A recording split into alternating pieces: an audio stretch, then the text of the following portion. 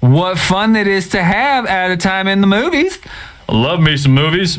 When I was a lad, I used to watch 4 dozen movies every morning to help me get large. But now that I'm grown, I eat 5 dozen movies. And frankly, now I have consummate constipation and diarrhea.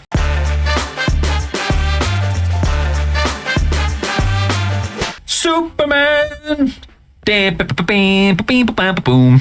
We actually just saw it not long ago. In fact, it was just yesterday at the time of this recording.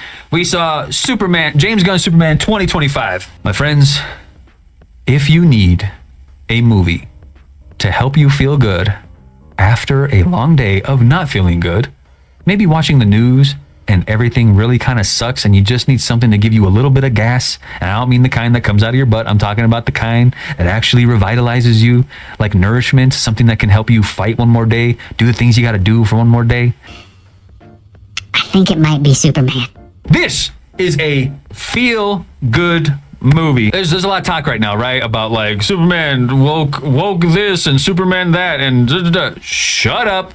Shut the up. I'm sick of all the bullcrap surrounding a thing like that. Stories are stories, my friends. Good God, let it be something positive. Let it actually promote something positive. My goodness. But I will say, James Gunn delivers in the loveliness that is 2025 Superman. Very much in his James Gunn way. As we go, Google, Google Schmoogle says, when Superman gets drawn into conflicts at home and abroad, abroad, at home and abroad, his actions are a question, giving tech billionaire Lex Luthor the opportunity to get the Man of Steel out of the way for good. Will intrepid reporter Lois Lane and Superman's four-legged companion, Crypto, be able to help him before it's too late? Yeah. Overall, friends, this movie is not going to be more than it needs to. So I would say it depends, right? What I mean by it depends is, did you want a complete dissection of Superman and the motivations tied into being the Man of Steel, Lex Luthor's motivations for being Lex Luthor, and like why he would do such evil shenanigans in order to essentially rule the world and everything like that? Those exist. Man of Steel was trying to do something like that. You know, we got the old Donner films going in. I know we have a few. We have like 3 or 4 TV shows to pull from, and that's not even including the animated series. Like, that's a lot. James Gunn actually did something very well where he focused it as to just be the old a throwback to the fact that Superman is good, Lex Luthor is bad, and Superman's trying to do his best while Lex Luthor is just kind of being a really hateful, narcissistic dick. Like a genius, absolutely, but man, it's just good versus evil. And Superman is kind of back to the roots of, I just want to do good because it's the good thing to do. That's Superman. So here we get into it. Directed by James Gunn. Fantastic. I think my man's directing style really, I mean, obviously I think he's set for life now. He was set for life at probably the first Guardians of the Galaxy. But if he never makes any other films other than like comic book adaptations or something of the line, I think he'd be set, because his style, especially for how he chooses the color saturation in his films, how he likes to write certain characters, and the witty banter with a lot of heart, with some, you know, sort of some more melancholic, tragic things, some explorations of that, right? It's like, it almost hits the perfect balance of like, for kids, adults can enjoy, adults can understand certain things that kids might, you know, they have to grow into. James Gunn is good at that. And how he chooses to make a composition, make it fun, make it like a live action comic book, so the colors are a little more vibrant, a little more bright. He loves like his sort of like psychedelic color schemes going in there with, like, you know, types of auroras that you might see in space, and these types of monsters that he really likes. He enjoys that, and I think it really works for a movie like this, because it's pulled from comics and it's vibrant, and I love that. I was gonna love it. As someone who isn't the biggest Superman fan, Stephanie T says, I absolutely love this film. Cried, laughed, felt things all up in the heartstrings. Absolutely, yeah.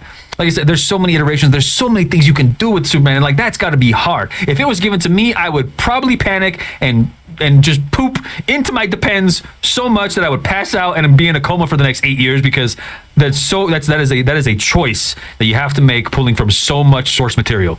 I thought James Gunn did great. It very much had his stamp. My man hasn't fallen into the territory where like his stamp is distracting. I think so far he's able to separate himself from like, this is my style, but I'm not going to do it to where all of a sudden it's taking away from what you're watching. So it's good. Scooby-Doo. Yeah.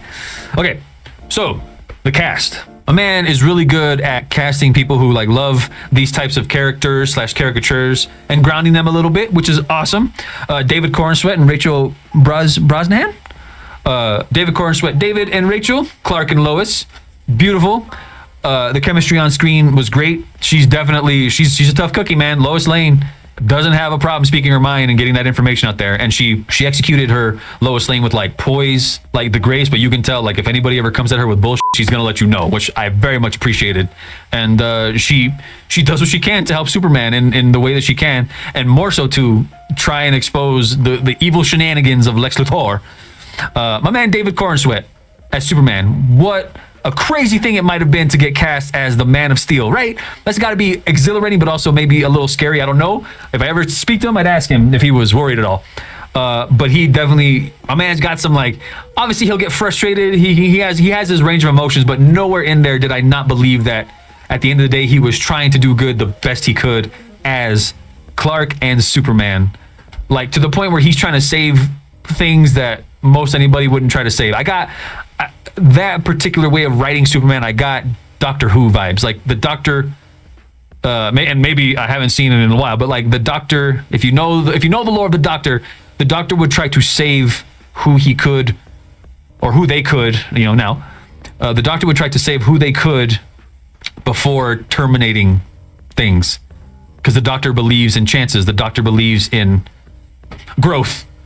So yeah, and that's what Superman is. He believes in beauty, and to come back to the Superman who has that kind of hope in humanity, in himself and everything, it's like, this is why he is your symbol, Superman. My man Nicholas Hoult as Lex Luthor, the right kind of cartoonish campiness that was definitely believable and grounded. Like I really felt my man had a chip on his shoulder, out of place with his genius and his feelings towards Superman and the world and everything like that. Just like I never felt like there were some terrifying things of just his disposition, which I absolutely appreciated. And you got your awesome characters of Nathan Fillion as the Green Lantern. I forgot my man's name though. Greg.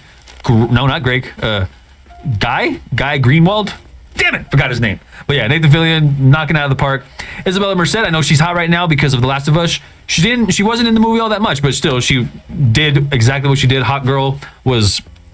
She actually got a pretty important pivotal moment in the movie of something that was pretty substantial. You got my man Eddie Gathegi as Mr. Terrific. Just like that's a smooth operator right there, and just like everybody comes together in like it is Superman, but they're like the ensemble holds it up in a lovely strata of everybody doing their parts.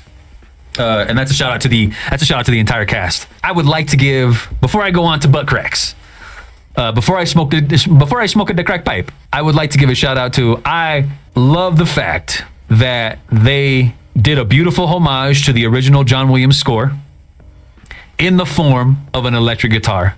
I remember when I saw the first trailer, the trailer that came out, it wasn't the teaser, the first trailer of that DC put out, it was like a couple months ago. That electric guitar is what started touching the heartstrings, right? I got Hendrix doing the national anthem vibes. Just like, you can never go wrong with slowing down an epic score and giving it the electric guitar and slowing it down just a little bit. You can never go wrong with that. I don't think. Maybe somewhere. I don't know if the score for Titanic. Yeah, I think that'd be funny. Yeah, wouldn't necessarily add to the fact, like the tragedy of the Titanic, maybe. Jack, is he back? No, he's dead. He's been dead. Stop it, Rose. You're married. Stop. But yeah, shout out to like the music, like the score, the composition, like it was epic. It's an epic comic book film. And I do have to give a special shout out because they actually sprinkle that guitar riff in the movie at times when you want to get ramped up again, and then it starts giving you the feels. You're like, here we go. Superman's about to Superman. So always lovely. Music is beautiful. It can go that way. I always love a good cameo from Mom and Pop Kent. The reason that Clark is a good person, because he just was raised by good people, and that's the whole thing. Just going in, gotta love it. Pruitt Taylor Vince and Neva Howell. Always good to see the parents who that's the reason Clark's the man. It's because he's just like, I'm a good dude. I'm just trying to be a good dude because my parents were good people. It's like, Yeah. Now, are there butt cracks in the movie? Does this movie got a little bit of osteoporosis in the bones? Yes. At least in my opinion. In my opinion, I actually could have spent more time setting up a little bit, digging a little deeper in the relationships, especially with Superman and his like super bots. A little bit more stuff with like Ma and Pa Kent would have been nice because they, like I said, like the performers themselves were just like awesome, and I would love to see more of that. There is a plot thread that I think doesn't quite mesh with the fact, like it felt like it was a little too weak to actually be a problem for Clark and by extension the world. That kind of took me out of the film a little bit, of just like, oh no, I don't think that would, like, it wouldn't go down like that as well with just certain ways of the story to beef up like the actual, because the external conflicts were definitely covered, but the internal ones that Superman has to face with who he is, what he does, and how the world responds to it. So there's a little bit of weaknesses there. You let it pass because the movie not necessarily keeps going, but it's just like, okay, that's not the. I'm worried about these other things, and I actually want to see Clark overcome something. But I feel like something could have been stronger to actually give him more conflict in, inner turmoil and conflict with the world, and see a little bit more circumstances and a little more issues that he might actually have in dealing with stuff like that. It's things, it's things. And I guess if you, like I said, if you wanted a crazy dissection and some really deep and profound psychological things of what Superman could be to the world and everything, it's like, this wasn't the movie for that. You might have to tune to a TV show. You just wouldn't have that kind of time, even if you had 3 hours. And this movie, I think it just runs just under like 2.5 hours, I think. You wouldn't be able to just cover all that. This is a very, very straightforward Superman film. That honestly, I agree with one of my guys that I like to watch, the Birdman 15, that it was a refreshing Superman because of how straightforward, cut and dry it was. I love me some crazy dissections. I love Alan Moore. I love diving deep into the psychology of any type of character. I love deep, complex, multi-dimensional, omni-dimensional stories. If I can keep up, even if I can't, if my nose starts bleeding and like half my brain falls out of my ass, that's cool because it's an experience. I love all that. And then I love complete shallow schlock that's just goofy, and you watch it with this, like, there's no effort to watch it. You just can. And everything in between. Superman, this was not that Superman. This Superman was refreshing, as in the Man of Steel. I feel like people forgot, like, he's supposed to, yes, he's the good old boy. He is, because he's supposed to be good for the sake of being good. I'll never, ever get sick of a story that needs to be that. The person who does good because it's good to do good. And to always be better. Always try to do better. Superman. James Gunn's Superman 2025. Fantastic. Absolutely highly recommend. It is good for the family too. I give Superman 2025 8.5 out of 10. So that's 8.5 doggy toys out of 10. Why doggy toys? Watch the movie. Watch the movie and you'll know. If you know, you know. Yeah.